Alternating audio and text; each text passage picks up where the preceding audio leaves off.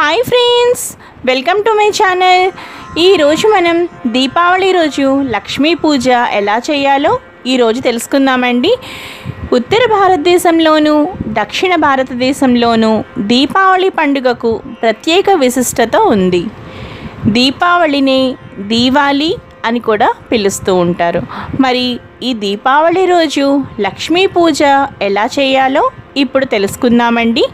దీపావళి అనగానే మనకు ముందుగా గుర్తొచ్చేది బాణాసంచా, లక్ష్మీ పూజ, అలాగే ప్రతి ఒక్కరి గృహం కూడా అందమైన రంగురంగుల ముగ్గులతో అలంకరించి దీపకాంతులతో అలంకరించబడి ఉంటుంది. మరి ప్రతి ఒక్కరూ కూడా దీపావళి ఎప్పుడు వస్తుందని చిన్న పెద్ద ప్రతి ఒక్కరూ కూడా ఎదురు చూస్తూ ఉంటారు.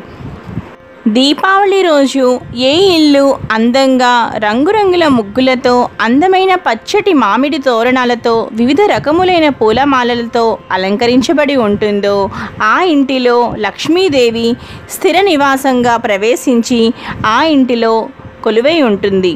కాబట్టి ఈ రోజున దీపావళి రోజున శుభ్రంగా ఇంటిని శుద్ధి చేసి రంగురంగుల ముగ్గులతో అందమైన తోరణాలతో అలంకరించుకోవాలి.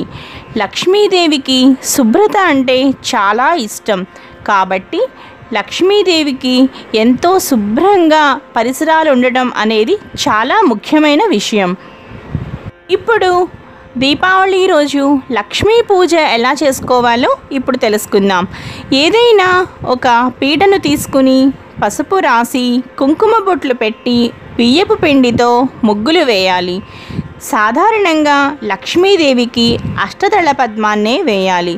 ఆ తరువాత ఒక ఎర్రటి వస్త్రం పరిచి దానిపై బియ్యం పోసి దానిపై బియ్యంపై ఏదైనా ఒక తమలపాకు కానీ లేదా మామిడి ఆకు కానీ పరిచి దానిపై లక్ష్మీ గణపతి మూర్తుల ఏదైనా ఒక పటం కానీ లేదా అష్టలక్ష్మీ కలశం కానీ బంగారమైన వెండి అయినా మీ శక్త్యానుసారంగా ఏ కలశమైనా సరే మీరు ప్రతిష్ఠించి పూజను ప్రారంభించాలి.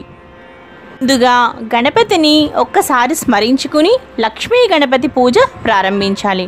ఇక్కడ నేను లక్ష్మీ గణపతి అని కలిపి చెబుతున్నానండి.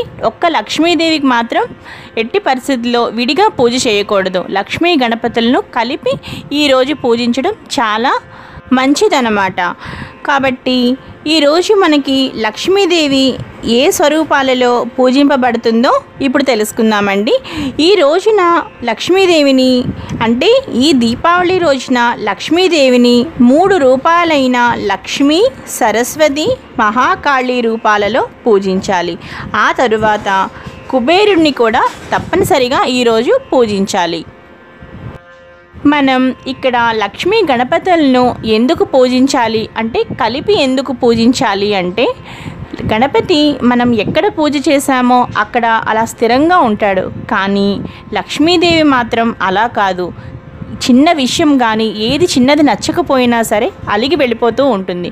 కనుక అదే గణపతితో కలిపి లక్ష్మీదేవిని పూజించడం వల్ల గణపతి లక్ష్మీదేవిని వెళ్ళకుండా ఎక్కడికమ్మా వెళతావు, నువ్వు ఇక్కడే కూర్చో అని గణపతి లక్ష్మీదేవిని వెళ్లకుండా అక్కడే కూర్చోబెడతాడు.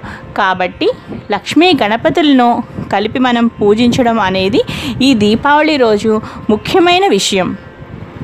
మనం ఈ దీపావళి రోజున లక్ష్మీ గణపతులను కలిపి ఎందుకు పూజించాలో ఇప్పుడు తెలుసుకున్నాం కదండి. ఇప్పుడు లక్ష్మీ గణపతి పూజా విధానం గురించి ఇప్పుడు తెలుసుకుందాం. ఇప్పుడు లక్ష్మీ గణపతి విగ్రహాలకు పూలమాలలు వేసి దీపారాధన చేయాలి.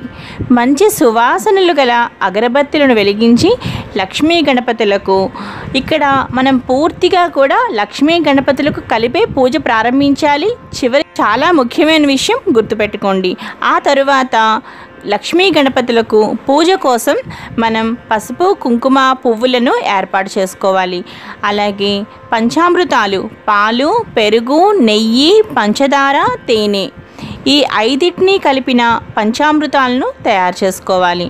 ఆ తరువాత కొబ్బరికాయలు, పండ్లు, స్వీట్లు, నైవేద్యాలు కూడా సిద్ధం చేసుకుని రెడీగా పెట్టుకోవాలి. ఇప్పుడు పసుపు కుంకుమ తీసుకుని లక్ష్మీ గణపతి పటంపై వేస్తూ వినాయక అష్టోత్తర శతనామావళి అలాగే లక్ష్మీ అష్టోత్తర శతనామావళి చదువుకోవాలి. ఆ తరువాత లక్ష్మీదేవి సహస్రనామ మంత్రాలతో లక్ష్మీదేవిని పూజించాలి. ఆ తరువాత లక్ష్మీ గణపతులకు మనం నానావిధ పరిమళ పత్ర పుష్పాలతో లక్ష్మీ గణపతులను ఆరాధించాలి. ఆ తరువాత సువాసనలు వెదజల్లే సాంబ్రాణి ధూపం వేసి దీపం కూడా ఒకసారి చూపించాలి.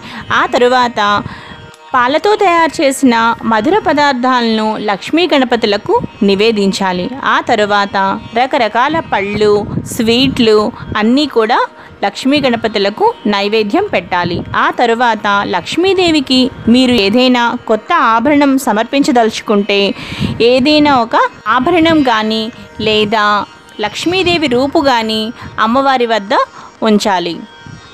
తరువాత లక్ష్మీదేవి అనుగ్రహం కొరకు మీ వ్యాపారానికి సంబంధించిన చిట్టాలు, పిల్లల పుస్తకాలు, పెన్నులు ఇవన్నీ కూడా అమ్మవారి దగ్గర పెట్టి ఆశీర్వాదాన్ని పొందాలి. ఈ విధంగా పూజించుకున్నాక లక్ష్మీ గణపతులకు హారతులు ఇచ్చి ఆశీర్వాదాన్ని పొందాలి.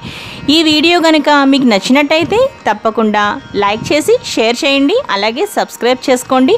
అలాగే పక్కనే ఉన్న బెల్ సింబల్ని కూడా యాక్టివేట్ చేసుకోండి మరిన్ని నోటిఫికేషన్స్ కోసం. అలాగే ఈ వీడియో కింద ఉన్న డిస్క్రిప్షన్ బాక్స్ని కూడా చెక్ చేయండి. Thanks for watching.